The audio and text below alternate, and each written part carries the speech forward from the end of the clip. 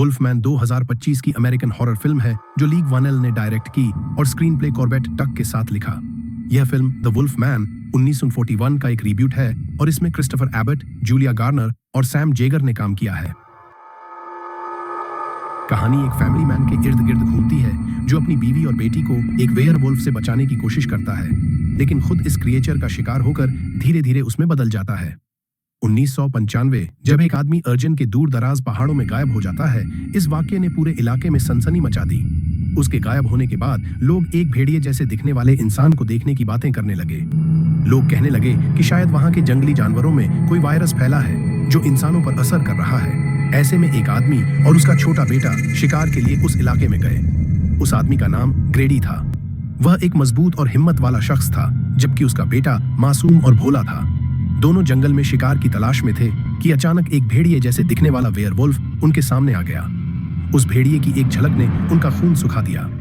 इस हालत को देखते हुए ग्रेडी ने फौरन अपने बेटे को उठाया और पास ही के एक पुराने ट्री हाउस में चढ़कर छिप गया। उस वक्त पिता और बेटे दोनों को यह एहसास हो गया कि यह कोई आम जानवर नहीं बल्कि एक श्रापित प्राणी है। 30 साल बाद ब्लैक, जो अब बड़ा हो चुका था, सैन फ्रांसिस्को में अपने परिवार के साथ रहता था।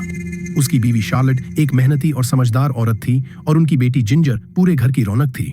लेकिन ब्लैक की जिंदगी उतनी खुशहाल नहीं थी जितनी बाहर से लगती थी। ब्लैक का अपने बाप के साथ बचपन से रिश्ता काफी तनाव भरा था। बाप की सख्ती और वेयरवुल्फ के वाकये ने उसके जहन पर गहरा असर छोड़ा था। उस डर और गुस्से ने उसकी पूरी जिंदगी को अपने कब्जे में ले लिया था। अब वही गुस्सा उसकी शादीशुदा जिंदगी को भी तबाह कर रहा था। शार्लेट और ब्लैक के दरमियान काफी दूरियां आ गई थीं, लेकिन जिंजर उनका वाहिद जरिया थी जो उन्हें साथ जोड़कर रखती थी। एक दिन ब्लैक को एक लेटर मिला जिसमें लिखा था कि उसके वालिद जो सालों से गायब थे अब मर चुके हैं।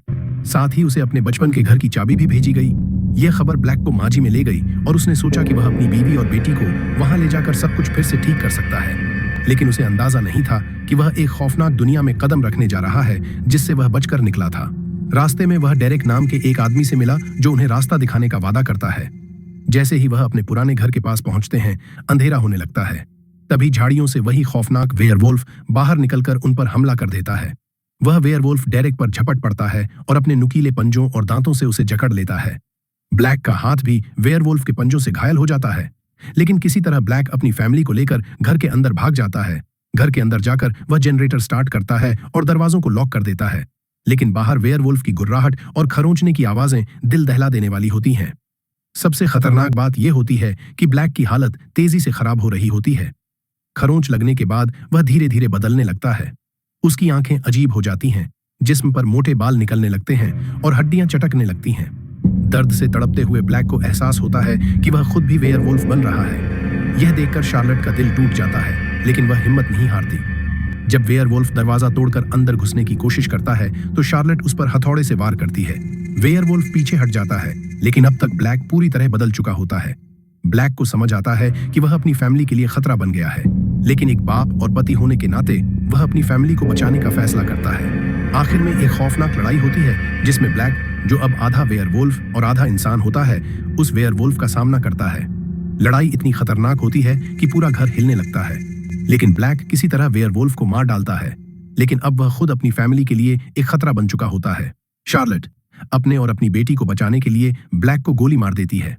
सुबह शार्लेट और उसकी बेटी उस वादी में जाती हैं जहां ब्लैक का बचपन गुजरा था। ब्लैक ने उस जगह को परिवार को जोड़ने की वजह बताया था, लेकिन शायद वह अपनी किस्मत से कभी बच नहीं सका।